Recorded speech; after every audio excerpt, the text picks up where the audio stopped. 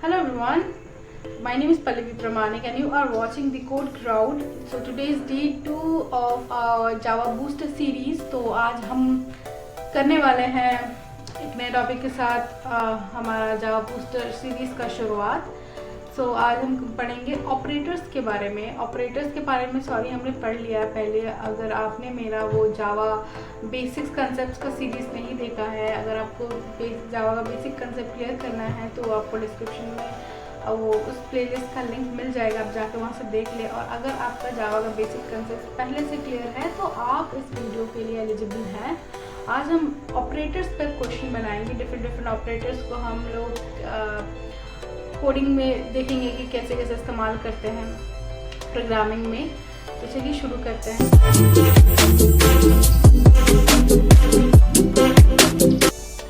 चलिए आज हम स्टार्ट करते हैं क्वेश्चन ऑपरेटर्स के ऊपर। कल हमने वेरिएबल्स एंड डेटा टाइप पर क्वेश्चन करा था और आज हम ऑपरेटर्स पे करेंगे। यहाँ पर 5 से 6 क्वेश्चन है ऑपरेटर पे, बहुत ही इजी बेसिक क्वेश्चन है। सबसे पहला क्वेश्चन जो हमारा है वो है perform all the arithmetic operations. तो ये अरिथमेटिक ऑपरेशंस वो ऑपरेशंस है जो हम बचपन से अपने मैथ्स सब्जेक्ट में करते आ रहे हैं, तो इसको समझना is not like very tough. तो स्टार्ट करते हैं। हम 2 यहाँ पर वेरिएबल्स लेते हैं, 2 एक इंटीजर वैल्यू हम इसके अंदर स्टोर कर लेते हैं और इसके बाद हम इन्हीं के साथ अरिथमेटिक ऑपरेशंस करेंगे। सबसे पहले हमारा होता है जो कि हम इस आंसर के अंदर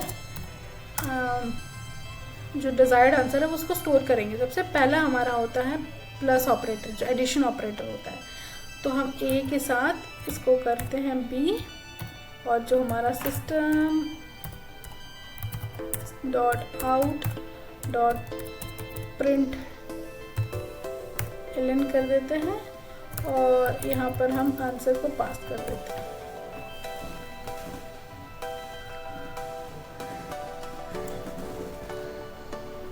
इसके बाद हमारा आता है सब्सट्रैक्शन। ठीक है, तो सब्सट्रैक्शन के लिए हमें बड़ा जो डिजिट है उसको आगे रखना है, छोटे को बाद में रखना है। b-a कर देते हैं तो हम यहाँ पर अपना सब्सट्रैक्शन का भी ऑपरेशन करके देख सकते हैं। ओके, इसके बाद हमारा आता है मल्टीप्लिकेशन का। ठीक है, हम 2 वैल्यू का आपस में मल्टीप्लाई करते हैं तो हम यहाँ पर एस्ट्रिक साइन का यूज़ करते हैं। इसके बाद हमारा ये जो 5 और 8 है आपस में मल्टीप्लाई हो जाता है और आंसर में 40 आने वाला है। इसके बाद है हमारा डिवीजन का। तो हम यहाँ पर डिवीजन में अगर देखें तो 5 और 4, अगर 8 को 5 से डिवाइड कर दिया जाए तो इसका सिर्फ क्वोशिएंट वैल्यू आएगा, रिमाइंडर यहाँ पर नहीं आएगा, क्योंकि ये 1 क्वोशिएंट वैल्यू।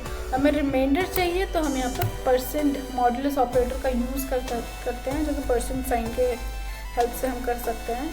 तो यहाँ पर हमारा जो रिमाइंडर है वो 3 आ गया। तो ये सारे अरिथमेटिक ऑपरेशन हमने देख लिया है। Let's not waste much time in it.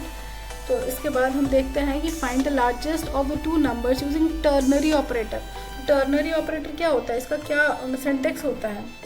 तो टर्नरी ऑपरेटर का होता है जो इफ एल्स होता है ना, इफ एल्स ऑपरेटर, उसी का हम थोड़ा सा शॉर्ट फॉर्म में हम टर्नरी ऑपरेटर का यूज़ करते हैं। पहले हम इफ़ लगाते हैं, फिर जो हमारा कंडीशन होता है इसको हम एक बार सिंटेक्स देख लेते हैं। इफ़ लगाने के बाद कंडीशन हम एक पास करते हैं पैरेंथेसिस के अंदर।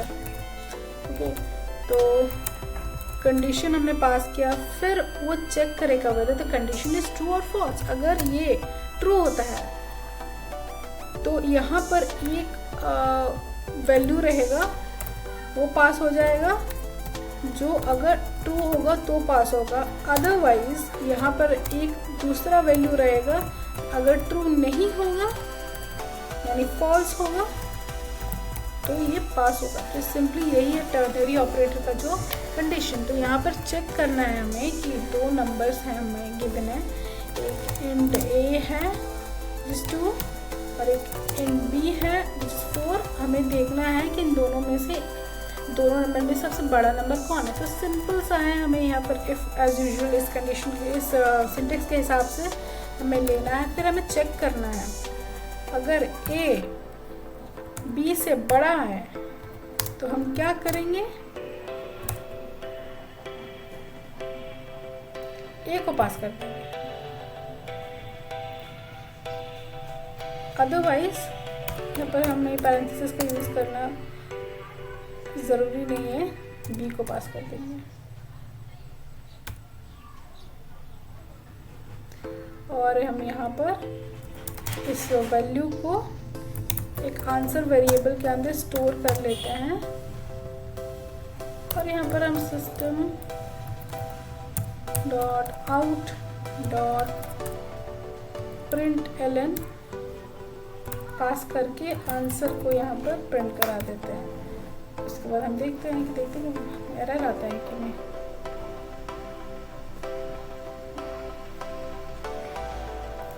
सॉरी, यहाँ पर आई थिंक इफ नहीं लिखना है,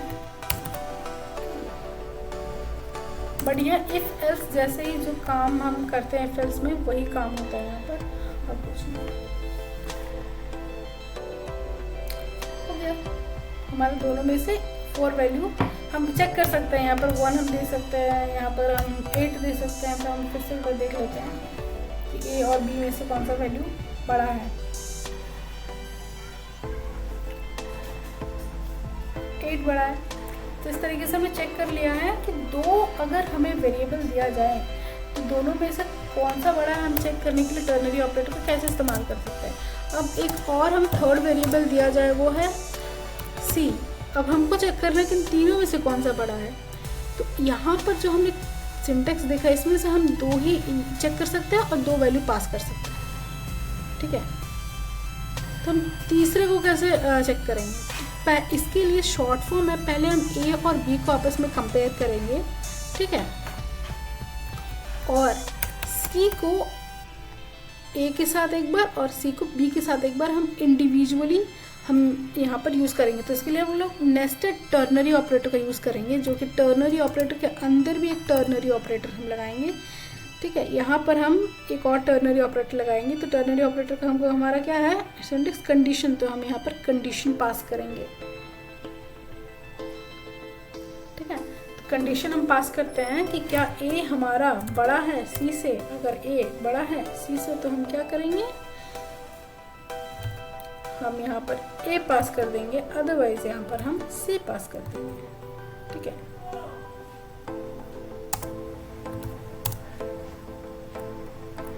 इसको हम पूरे के पूरे मेथड को एक फंक्शन के पैरेंथेसिस के अंदर हम रख लेते हैं, जिससे कि समझने में ईजी हो और वो सिंटेक्स एरर ना दे। फिर हम चेक करेंगे बी के साथ ए का, कि बी सी से बड़ा है। अगर बड़ा है तो इसके अंदर एक और पैरेंथेसिस हम लगाएंगे।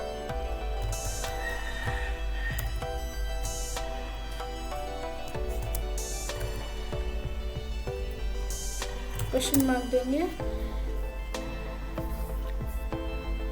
अगर बड़ा है तो हम बी को प्रिंट कराएंगे, अदरवाइज हम यहाँ पर सी को प्रिंट करा देंगे। तो बस यही करना है, इससे हमारा जो डिजायर्ड वैल्यू आ जाएगा। तीनों में से सबसे बड़ा कौन है वो आ जाएगा। आ गया। इस तरीके से हम चेक कर सकते हैं नेस्टेड टर्नरी ऑपरेटर का यूज़ करके।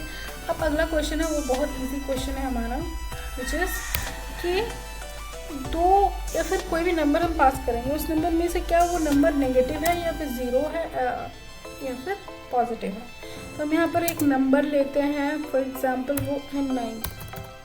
ठीक है, अब यहाँ पर हम कंडीशन लगाएंगे, क्या ये नंबर हमारा 0 से बड़ा है। अगर बड़ा है तो हम यहाँ पर प्रिंट कराएंगे system dot out dot print L N positive.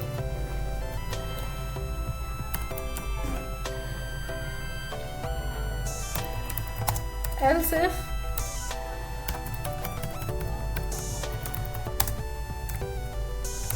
If क्या ये नंबर हमारा 0 के बराबर है। अगर 0 के बराबर है तो अगेन हम करेंगे system dot out dot println 0, और अदरवाइज इसके अलावा अगर कुछ भी हो तो हम प्रिंट करा देंगे system dot out dot println negative.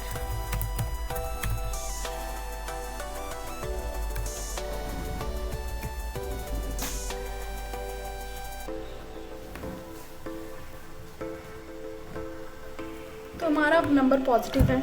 हम बाकी के लिए भी चेक कर लेते हैं, क्योंकि 0 हमने पास किया है तो क्या ये 0 आउटपुट दे रहा है कि नहीं।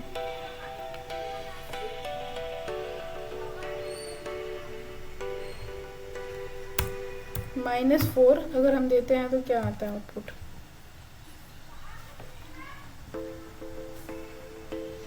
नेगेटिव आ गया। बस अब हमको चेक करना है ये चीज़, ये जो अगला जो हम करने वाले हैं, ये शायद हमने इफ एल्स में भी हमने जो कंट्रोल स्टेटमेंट पढ़ा था, डिसीजन स्टेटमेंट, उसमें हमने करा है कि क्या एक पर्टिकुलर एज अगर हम यहाँ पर पास कर रहे हैं तो क्या वो एज, लेट्स सपोज हम 19 पास कर रहे हैं, तो क्या ये एज वोटिंग के लिए एलिजिबल है या नहीं। तो एज अगर ग्रेटर देन इक्वल टू 18 रहा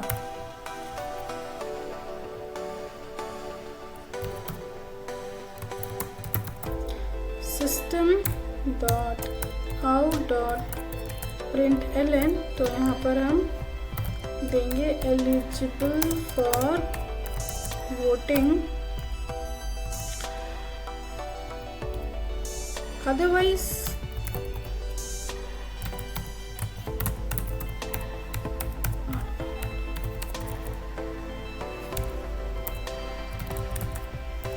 नॉट एलिजिबल प्रिंट करा देंगे। तो हमारा यहाँ पर एज 19 है, तो इसके हिसाब से हमारा आना चाहिए एलिजिबल फॉर वोटिंग। देखते क्या आता है एलिजिबल फॉर वोटिंग। अगर हम इसके 19 को अगर हम 9 कर देते हैं तो देखते हैं क्या होता है।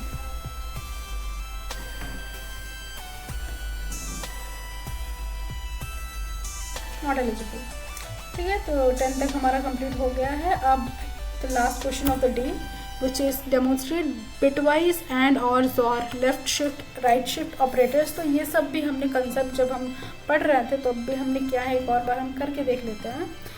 तो हम ये 2 नंबर लेंगे, वेरिएबल लेंगे x इक्वल टू 6 एंड एक दूसरा लेते हैं y इक्वल टू हमारा हम 3 ले लेते हैं इसको। ठीक है, तो हमें चेक करना है कि पहले एन ऑपरेटर का इस्तेमाल करके हम इसका चेक करेंगे। बिटवाइज में हम समझते हैं कि जो बाइनरी वैल्यूज के साथ ये ऑपरेट करता है, जो हमारा 6 का जो बाइनरी वैल्यू है वो है हमारा 110। अगर किसी को नहीं पता है कि बाइनरी वैल्यू उसको कैसे फाइंड करते हैं, तो मैंने अपने कंसेप्ट वाले प्लेलिस्ट में मैंने सब करा रखा है, तो वहाँ से आप जाके क्लियर कर सकते हो। जिसको पता है वो आगे देखते रहिए। Stay tuned with the questions, क्योंकि अभी और भी बहुत सारे क्वेश्चंस आने वाले हैं। अब तक सिर्फ 11 क्वेश्चंस हुए हैं, अभी पूरे के पूरे 90 क्वेश्चंस आने वाले हैं। तो अभी हम चेक करेंगे कि अगर हम इन दोनों के साथ हमने एंड ऑपरेटर का ऑपरेशन करा तो हमारा आउटपुट क्या आने वाला है। तो हम यहाँ पे प्रिंट कराने वाले हैं x एंड y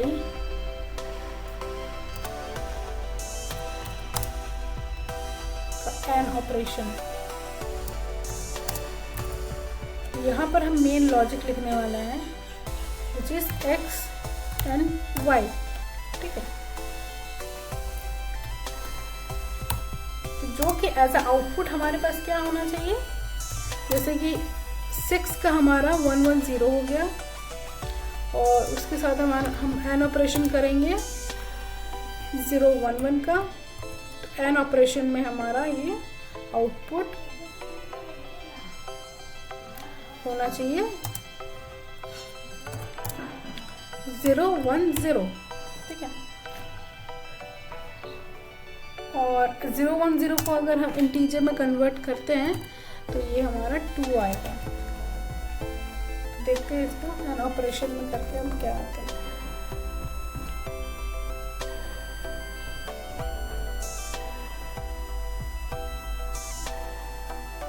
ओके 2। इसके साथ ही साथ हम इसमें अलग अलग और ऑपरेशंस करके देख लेते हैं, जैसे कि और ऑपरेशन। तो अगर हम यहाँ पर और ऑपरेशन करते हैं तो और ऑपरेशन का हमें ये साइन लगाना है, ठीक है। और यहाँ पर अगर हम और ऑपरेशन करते हैं तो ये 111 आता है, जिसका वैल्यू हमारा होता है 7। देखते हैं 7 आउटपुट होता है इसमें।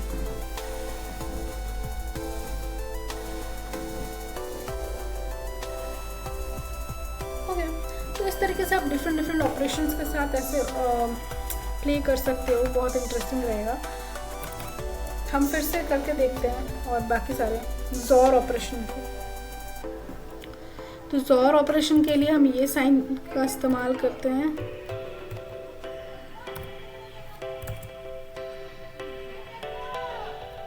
यहाँ पर ज़ोर ऑपरेशन को करा।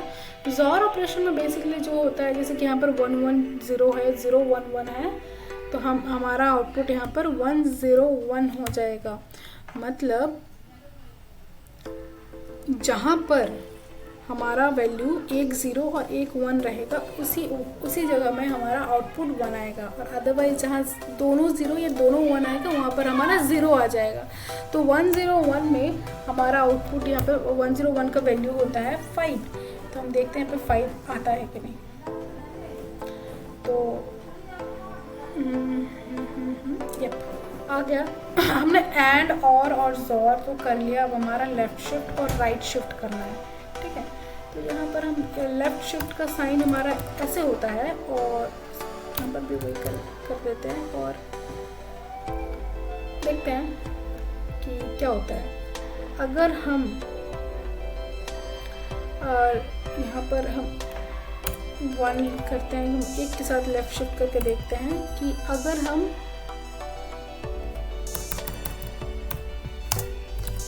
इसका लेफ़्ट शिफ्ट 1 मतलब इस पर्टिकुलर डिजिट को एक शिफ्ट उधर शिफ्ट कर देना है, तो हमारा आउटपुट क्या आएगा? 101 ही आना।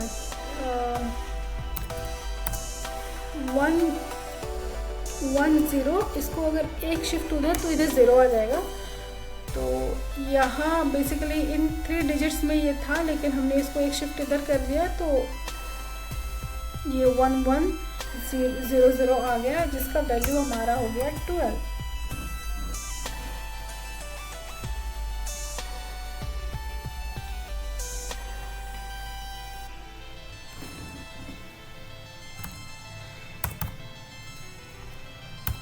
हम इसको एक बार व्हाइट बोर्ड में भी करके देख लेते हैं कैसे होता है। तो जैसे कि हमने यहाँ पर देखा कि हमारा जो 6 का वैल्यू, 6 का जो बाइनरी वैल्यू अगर हम देखें तो इसका 110 आता है, और यहाँ पर 3 का जो बाइनरी वैल्यू आता है वो 011 होता है, ठीक है। तो इसका सबसे पहले हम एन ऑपरेटर करके देख लेते हैं। एन ऑपरेटर में दोनों का 1 होना ज़रूरी है, तो 0 इधर 1 0 हो जाएगा, इधर 1 इधर 1, तो दोनों 1 है, यहाँ 1 हो जाएगा, यहाँ 1 यहाँ 0। तो अगर जिसको बाइनरी से इंटीजर में कन्वर्ट करना नहीं आता है, मतलब इंटीजर वैल्यू नंबर्स में, तो वो मेरे प्रीवियस लेक्चर्स को देख सकते हैं, वहाँ से समझ में आ जाएगा। तो यहाँ से हम इसको आउटपुट दे देंगे। अब अगला हमारा जो आता है वो है और ऑपरेटर। तो और ऑपरेटर में बेसिकली क्या होता है, यहाँ पर हम रब कर देते हैं ये वाला पार्ट। और ऑपरेटर में बेसिकली क्या होता है हमारा कि दोनों में से अगर एक भी 1 हुआ तो ये 1 हो जाएगा। तो दोनों में से यहाँ एक 1 है, 1 हो गया, एक 1 है, 1 हो गया, यहाँ पर 1 है, 1 हो गया। तो इसका वैल्यू हम लिख देंगे जो भी आएगा। हम सब यहाँ ऑपरेशंस को समझा रही हूँ। अगला क्या है, ज़ोर। तो ज़ोर में क्या होता है, उसमें कहा जाता है कि दोनों में से जब दोनों अलग अलग वैल्यू होगा तो ही हम 1 पास करेंगे। तो 1 पास करते हैं, यहाँ पर दोनों सेम वैल्यू है 0, और दोनों अलग अलग वैल्यू है 1। फिर हम इसको हम कन्वर्ट कर देंगे बाइनरी से, फिर हम आउटपुट करा देंगे। तो भी अब हमारा आता है लेफ़्ट शिफ्ट और राइट शिफ्ट। तो उसके लिए हम पहले स्क्रीन को क्लियर करते हैं और देखते हैं कि 1 1 0, इसको अगर हम एक शिफ्ट लेफ्ट कर देते हैं तो क्या हो जाएगा 1 1 0 0। फिर एक शिफ्ट अगर हम लेफ्ट करना चाहें तो फिर हमारा हो जाता है 1 1 0 0 0। और इसका जो भी वैल्यू आएगा उसको हम लोग आउटपुट करा देंगे। ठीक है। राइट शिफ्ट में क्या होता है, जस्ट इसका अपोजिट होता है कि अगर हम इन सारे एक यहाँ पर जो भी एक डिजिट्स है उनको हम लोग राइट में शिफ्ट कराना है, तो यहाँ पर जहाँ जैसे शिफ्ट होगा वहीं पर आ जाएगा हमारा 0 1 1 0। इसका वैल्यू यहाँ पर 0 नहीं आएगा।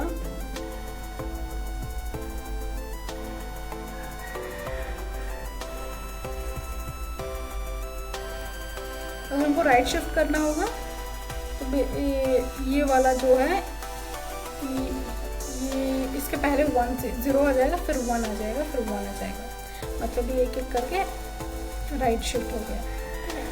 तो बस इतना ही है। लेफ्ट शिफ्ट और राइट शिफ्ट में हम यहाँ का वैल्यू देख लेते हैं। यहाँ पे 12 आ गया। अब हमारा ये राइट शिफ्ट का बारी है। इसके वैसे ही हम 2 के साथ भी करा सकते हैं, उसका अलग वैल्यू आएगा। हम देखते हैं क्या आता है इसका राइट शिफ्ट में। और 0 1 1 का वैल्यू तो हमें पता ही है क्या है, जिस 3 आ गया। हम अगर यहाँ पे बोला जाए कि अगर हम 2 के साथ कराएं राइट शिफ्ट तो क्या आएगा आंसर।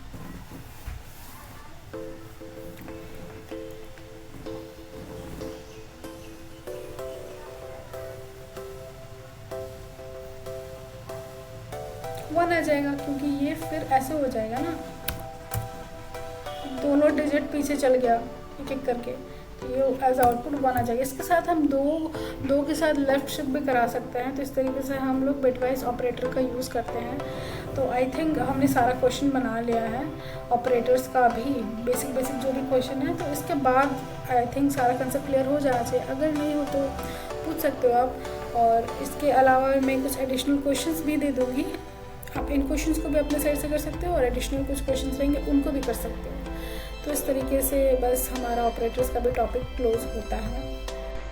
तो इसी के साथ हमने हमारा वेरिएबल्स एंड डेटा टाइप का क्वेश्चन बनाया है। तो आई डोंट थिंक सो कि जावा का basic concept on variables and data type को पढ़ने के बाद, इन पे क्वेश्चंस बनाने के बाद शायद ये भी कोई डाउट रह गया होगा इस पर्टिकुलर टॉपिक पे।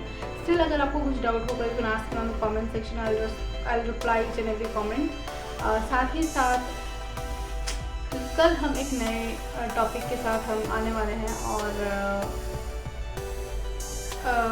इसी के साथ हम हर दिन एक नए टॉपिक के साथ आएंगे और हर एक टॉपिक का कंसेप्ट एकदम स्क्रैच से क्लियर करेंगे। Yeah, that's it for today. So thank you so much for watching and see you on the next day. Jai Hind.